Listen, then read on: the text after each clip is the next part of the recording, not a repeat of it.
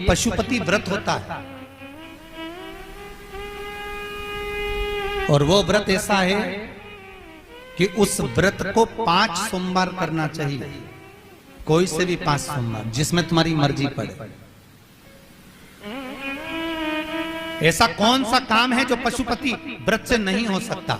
जब पशुपति अस्त्र मात्र भगवान राम के तरकश में रखे होने पर लंकाधिपति रावण के प्राण निकल सकते हैं,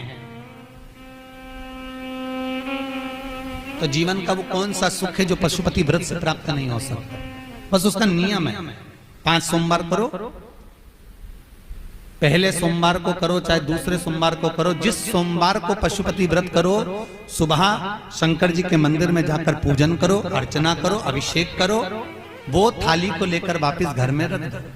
सुबह फलार करो, शाम को वापस उसी थाली को लेकर जाओ, उसमें 6 दिए लगाकर लेकर जाओ। दिए को जलाना नहीं है, केवल घी के दिए लेकर जाना है, थोड़ा सा मीठा। शिव महापुराण में, स्कंद पुराण में जो पशुपति व्रत बताया है उसका विधान, थोड़ा सा मीठा लेकर जाओ। शिव जी की फिर पूजन करो, पूजन करने के बाद में शाम के समय प्रदोष काल में पूजन करो। पूजन करने के बाद बाबा भोलेनाथ की आराधना कर कर 5 दिए शंकर जी के सम्मुख में लगा दो।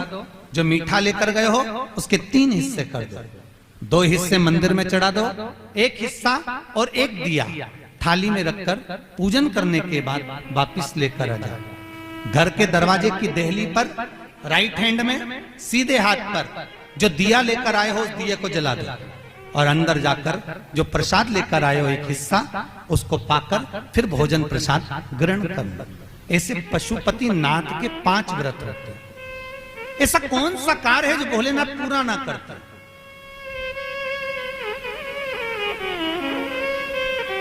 कौन सा?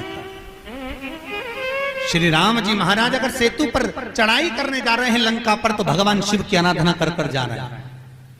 भगवान कृष्ण ने भी भगवान शंकर की आराधना करी, भगवान शिव की आराधना।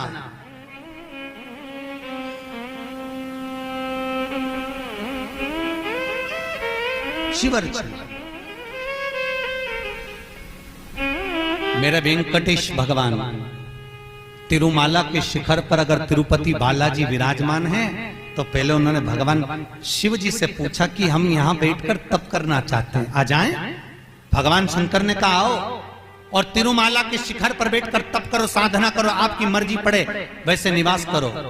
मेरे हरि, मेरे तिरुपति नाथ, मेरे बालाजी, मेरे वेंकटेश भगवान कहते हैं, मेरे नारायण कहते हैं, भोलेनाथ हम यहाँ तप करेंगे और दुनिया के लोग आएंगे तो क्या होगा?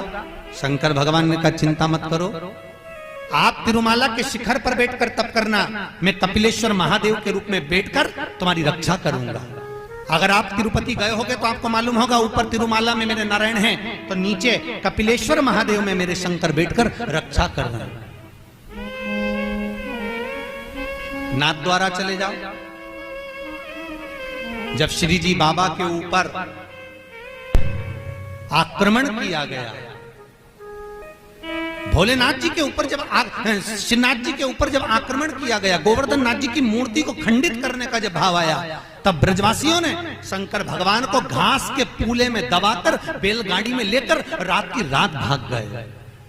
और श्रीनाथ जी को लेकर जब भागे, सब दूर घूम लिए, श्री जी बाबा को कहां रखें, श्रीनाथ जी को कहां रखें। तब सब दूर घूमने के बाद मेवाड़ की भूमि में जब पहुंचे, तो शंकर भगवान से श्री जी बाबा ने कहा, भोलेनाथ अब आप बता दो हम कहां रहे, बार बार घूम रहे हैं, कहां जाएं हम, किस जगह?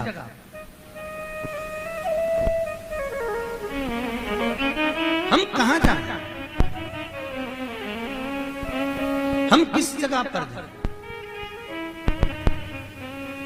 आप बताओ। भगवान शिव कहते हैं, ठाकुर हे श्री जी बाबा, आप एक काम करो, आप मेवाड़ की इसी भूमि पर रहिए, आप यहां रहोगे और हम एक लिंग जी के रूप में आपकी रक्षा करेंगे। कभी आप नाथद्वारा जाकर देखना, श्रीनाथ जी में श्री जी बाबा विराजमान है और उनके पास में एक लिंग के रूप में भगवान शंकर विराजमान। कोई ऐसी धरा, कोई ऐसी भूमि, कोई ऐसी जगह जहां शिव ना हो, हर जगह सर्वस्व विराजमान, बोले सर्वस्व।